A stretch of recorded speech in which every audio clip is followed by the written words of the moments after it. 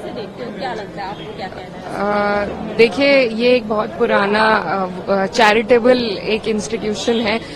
वक्फ की जो जमीन है वो कैसे दी जाती है, सबसे पहले ये समझने की जरूरत है। अगर मैं आपको कुछ दे रही हूँ, उसमें कोई तीसरा इंसान, मैं आपको अपनी चैरिटी अपने मन के हिसाब से आपको कुछ दे रही हूँ, उसमें कोई दूसरा इंसान आपको आके बताए कि आप उसका किस तरीके से इस्तेमाल कर सकते हैं, और सारी की सारी जो पावर्स है वो आप अगर जिला अधिकारी को दे देंगे तो उसमें I don't think it helps anybody and we are totally against it. ये सिर्फ इंटरफेरेंस है, क्योंकि ये सरकार जिस तरीके से इनको मैंडेट मिला है और यूपी में जितनी बड़ी हार मिली है उसी का बदला लेने के लिए सबसे पहले माइनॉरिटीज पर अटैक होता है। और मुझे लगता है अगर इसी तरीके से अटैक हुआ, it's not just an attack on minorities but also on the constitution, on article 14, article 25, article 26, it's a direct attack. So and it is not just for Muslims. I think all the minorities in the country need to be aware of this government's intent, of their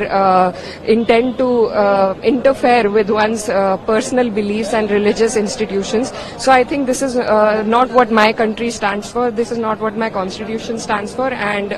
we stand against this bill and we will oppose it tooth and nail. But Iqra, यहाँ पर जो bill है government की तरफ से बोला गया, जो पीड़ित, खासकर बार बार बोला गया, जो पीड़ित मुस्लिम महिलाएं हैं उनको इंसाफ दिलाना है, जो पीड़ित मुसलमान हैं, ये धर्म से इसको बिल्कुल जोड़े नहीं जाना चाहिए। ऐसा बिल्कुल भी नहीं है कि हम मुस्लिमों के खिलाफ, क्लियरिटी इसमें है, उसके बावजूद क्यों आप लोगों को लगता है कि this is against the religion, ये मुस्लिमों के खिलाफ है? देखिए, सुपरफिशियली ये जो सरकार है कुछ भी बदलाव लाने के लिए हमेशा महिलाओं का इस्तेमाल, मैं खुद एक मुस्लिम महिला हूं और मैं बहुत अच्छी तरीके से, पहले भी जब ट्रिपल तलाक का बिल आया था तो भी यही कहा गया था, पर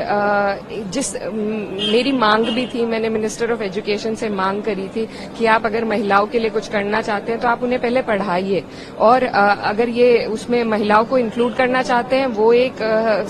सिर्फ वो स्टिपुलेशन नहीं है, इसमें सारी पावर जिलाधिकारी को दी गई है, इसमें सारी पावर, इसमें और people from other communities have to be a part of it. तो इस तरीके के बहुत प्रावधान है, सिर्फ उसको सेल किया जा रहा है कि हम विमेन को इसमें इंक्लूड कर रहे हैं, पर जैसा अभी हमने देखा है ट्रिपल तलाक में, अब क्या होता है, there are a lot of abandonment cases. पहले तलाक हो जाते थे लेकिन अब औरतों को सिर्फ अबैंडन कर दिया गया है, और जो उनके पति हैं वो जेल चले जाते हैं, वो उनके पास वैसे भी उन्हें कुछ उससे फायदा नहीं होता है, तो सुपरफिशियली उसे दिखाने के लिए महिलाओं का वो नाम का इस्तेमाल करते हैं, बट